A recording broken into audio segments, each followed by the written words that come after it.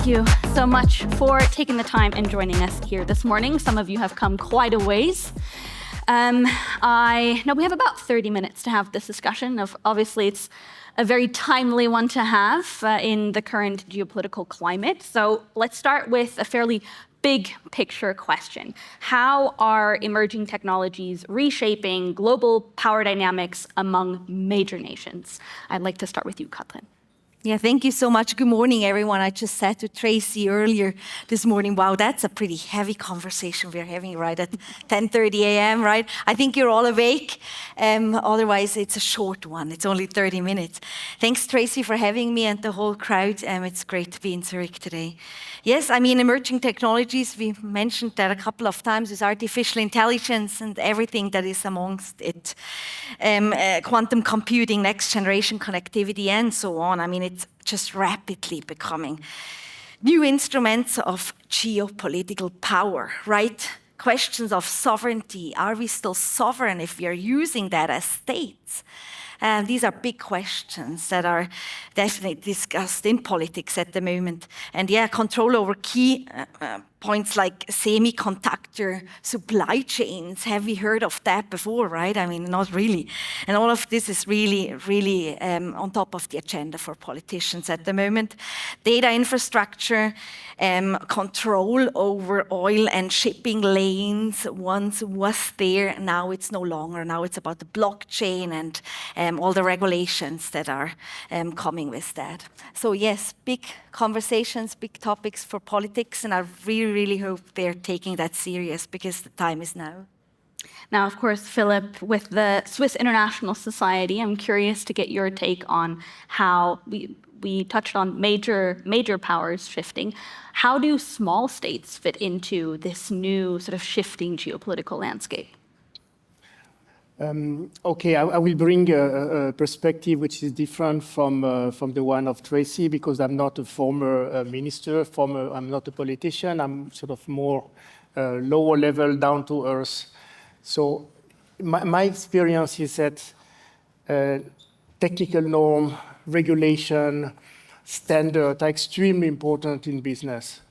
And then if it is not right for you as a company, you can be killed, but you can also kill your competitors easily if you can modify those standard regulation.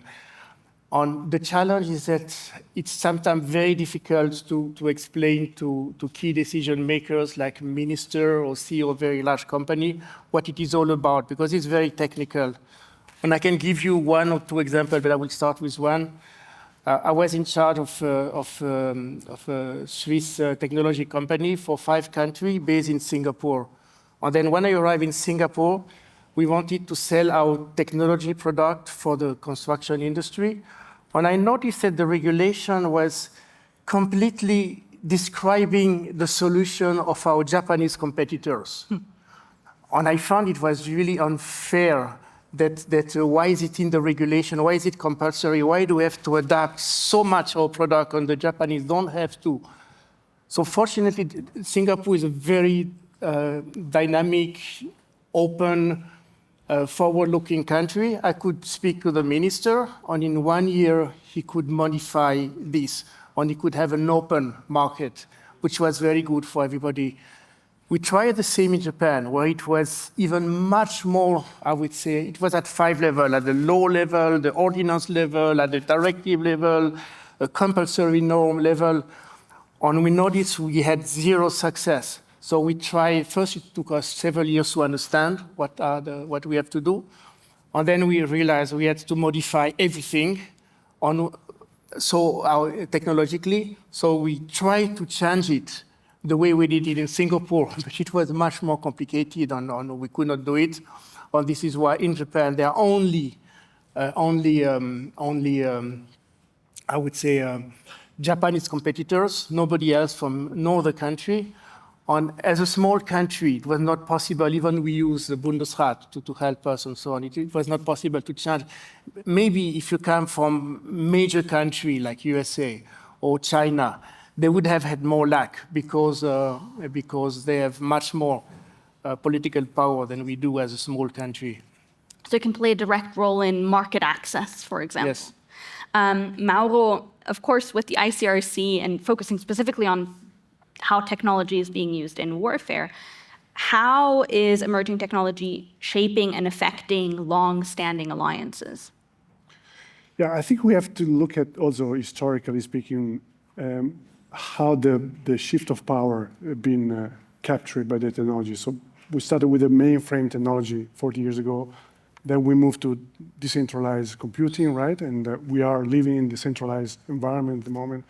And this means that the power shift from a central power structure, which is the one of the state, and shift to the tech companies with a decentralization of the computing. And now we are entering a new stage of autonomy, which is reinforcing again the power of tech companies by playing agentic AI and this kind of new version of the power.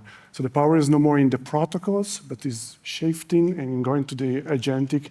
We're going to have agentic everywhere. So you're going to have your personal agent on your phone, on the car, at home. It's going to be always the same person, always the same voice. And this is going to be impacting, influencing your cognition, the cognitive aspect. And this is the new power of tech companies that are shaping the whole geopolitics environment. So how we deal with this, how we can be sure that the agent we are using is coming from a specific state where there is the specific companies. This is all the question of regulating or the fragmentation of regulations, because we see the fragmentation of technologies.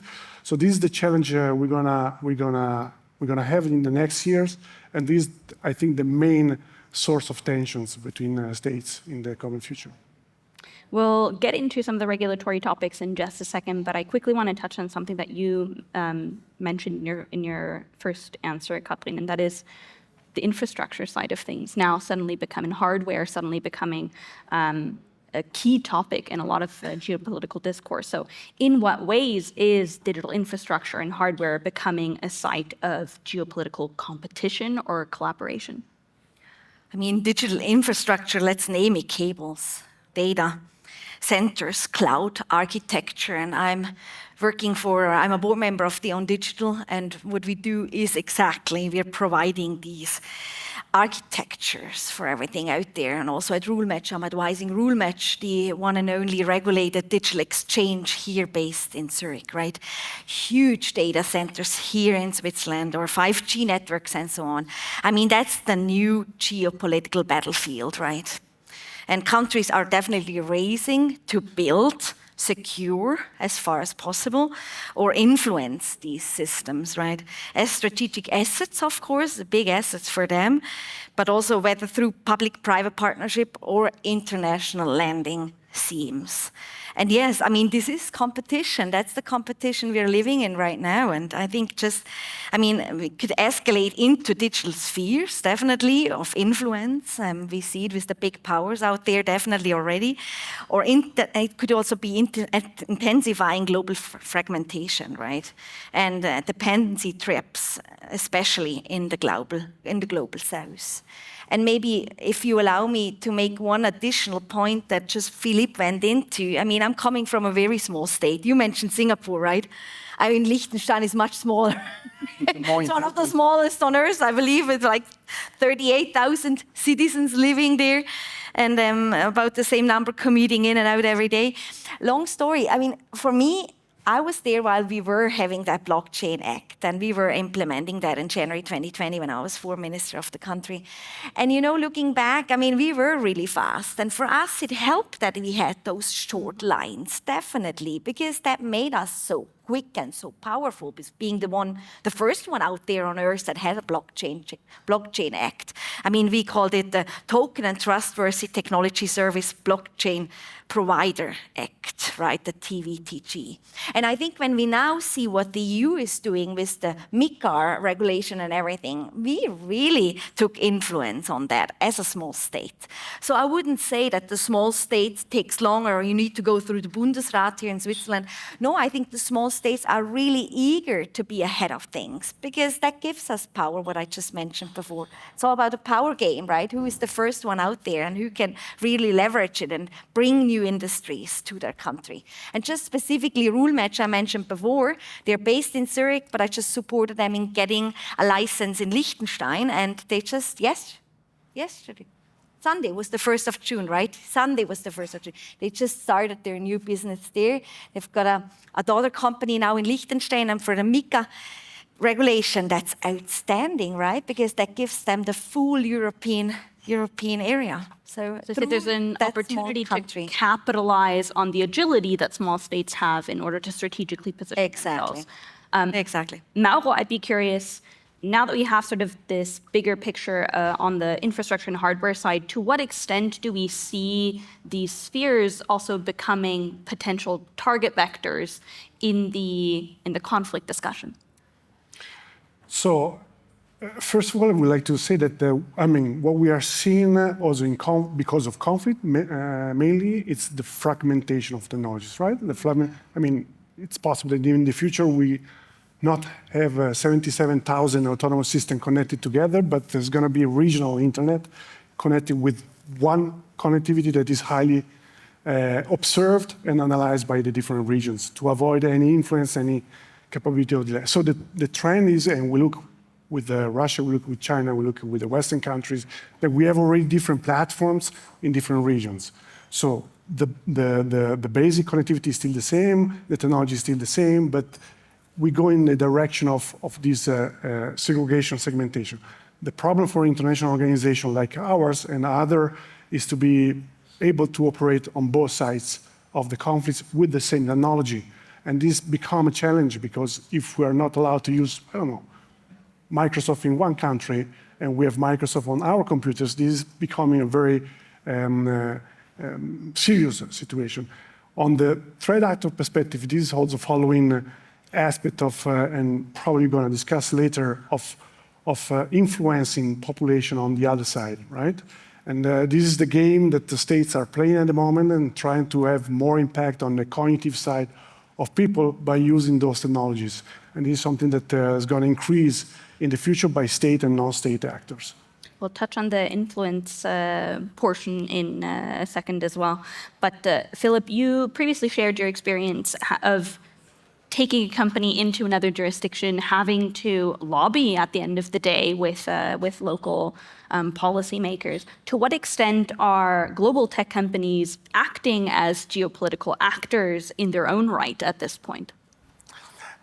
I will answer this point, but before I will comment on what Katrin has said, I think that if you're a small country, you can be very fast, and it is an advantage. And I think a good example is Singapore.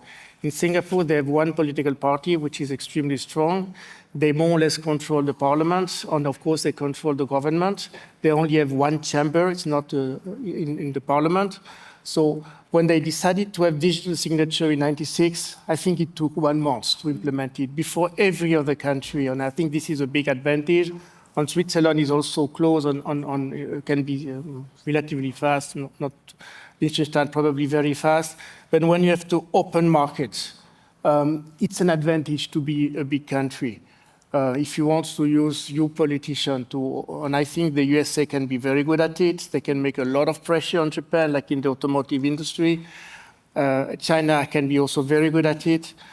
Switzerland, we have to play a little bit smarter. And there is a law in Switzerland which says we cannot have our own technical norm. We must take the one of our biggest commercial partner, which means EU. So in Switzerland, by law, we have to have the C norm. The C norm automatically valid in Switzerland. We cannot have our own technical norm. We have to take, and I think it makes a lot of sense, and it gives us some practical way to approach this technical norm fight. And of course, I mean the big companies like Microsoft, like Google. They are very good they have a lot of means, and they're very good at establishing norm for many different ways. It can be from the markets that everybody has to use Microsoft Word because otherwise you cannot communicate. They can also have, they have in their board maybe former minister. They are very good access to politicians, and of course they can have a lot of influence on many countries. How do small companies then navigate this sphere? we have to be smarter. I mean, I used to be in the board of a company based in Zurich, which was specialized in a technological product for the car industry, for sort of augmented reality for the car industry. And then we realized that the norm for the car industry, they are mostly made in the UN, in Geneva, in a place called UNICE. The 50 big countries, they gather and they decide a technical norm. And I noticed those countries, or those 50 countries, they could kill us. They could put some norms that would make our product impossible to sell, or the opposite. They could make some norm that only our product could be sold. And I noticed that in this organization, you had 50 countries, and officially they decide, but practically in the meeting, there were about 30 companies, our big competitor. Bosch, and so on, Continental, and Valeo, and so on. So we try to be part of this committee to define norm for our product. And for many reasons, they say it's not possible. First, and then I wrote a letter to Mr. Guterres. And I say it's really unfair that the UN is doing something which is, again, a small country, a small company in a small country. And if we are not allowed to be into this committee, I will make a scandal out of it. And then more or less 1 week later, we got an invitation to participate, even not an association, because we were the only one in this industry, but as a company to sit next to BMW, Mercedes, and so on, to try to influence also the technical norm, which became then law in 50 countries. So it's to fight to have a seat at the table in order to participate in those discussions. Now, Mauro, you touched on the sort of fragmentization of the sector. We're seeing quite clear signs of states moving more and more to protectionist practices when it comes to their technologies, both on the import and export front, IP rights protection, et cetera, in order to safeguard their domestic industries. What are the potential benefits and risks or consequences of this trend? So I think consequences of fragmentation is actually that we will not be compatible anymore from one region to the other. Then in question are also the role of international standardization body like the Internet Engineering Task Force that is standardizing our technologies, internet technologies since 40 years now. What's going to happen with those entities that are super state, and how we're going to regulate further the integration of technology. So this will impact the distribution, the digital supply chains, the supply chain at all, not just the digital one. So, but we see this trend in different flavors, right? We see now the Trump administration with the tariff. We see this concern of trying to build an autarky, also in China. We see that they are producing more and more high-end chips. So we see this trend of being able to be autarkic and having this technology. The question is about the interaction of this, because we need this, right? We cannot live in an autarkic world. No one is able to produce everything on their territory. So there is a need of exchange.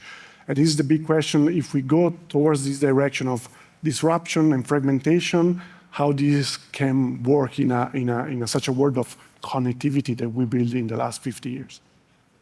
Katrin, as former foreign minister for a small state, what does that balancing act look like of protecting the local industry while also ensuring sort of global market access? I mean, for me, from a political point of view, it's more about the question around sovereignty, which I kind of mentioned earlier on, you know. I mean, there are benefits, we discussed them before, benefits in what you just mentioned, Mauro, but also like the sovereignty aspect, right? Is a state still sovereign? And I believe, I mean, sovereignty is no longer just about borders, right? And I think that's something that a state and a foreign minister needs to be aware of. And of course, it's about who controls the digital standards, and it's about the critical data and the algorithmic infrastructure as a whole. And I think that's what the European Union is also pushing towards, like a regulatory sovereignty aiming to shape global tech governance through normative power rather than sheer market size, right? And that's what the European Union is trying at the moment to achieve. But of course, conflicts are becoming hybrid. And I think that's also something that really makes it harder to grasp, because it's just disinformation, cyber attacks, right? Digital disruption. And of course, yes, all the big things that we've just experienced in the last couple of months also.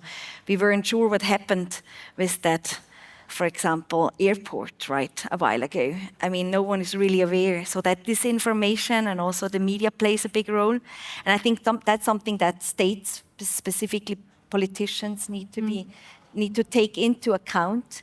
And of course, the smaller the state, again, the smaller, the shorter the lines, the easier maybe to communicate, but also the risks. Yes, I mean, economic inefficiency, digital fragmentation, overprotection, but also bureaucracy can be a risk, right? I mean, being too bureaucratic, looking at the European Union, how long is it taking them to get that act through all these countries? That makes them slow, like more a big ship, a big tanker, rather than a speed ship out there. And Liechtenstein always tried to be regulated, or at least powered through a parliament and through a government that tried to be a small speed ship out there. And I think that's what matters. Time is very critical.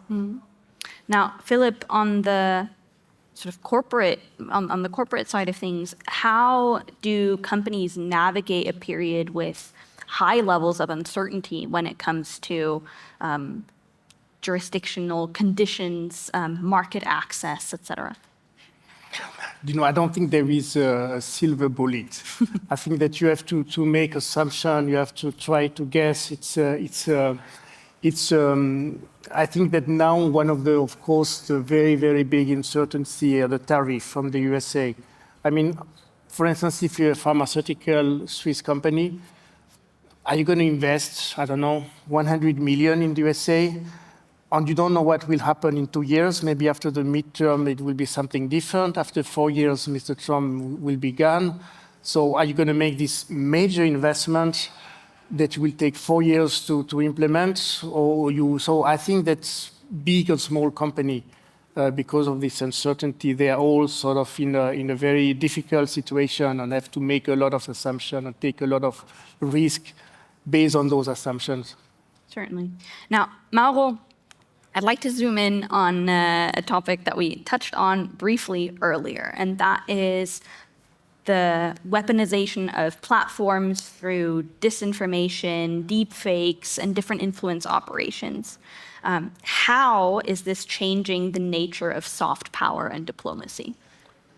So at the moment, there are 5 domains of operation, so land, sea, space, and cyberspace, and then we are entering also the domain of cognitive operation. So now states call this cognitive warfare.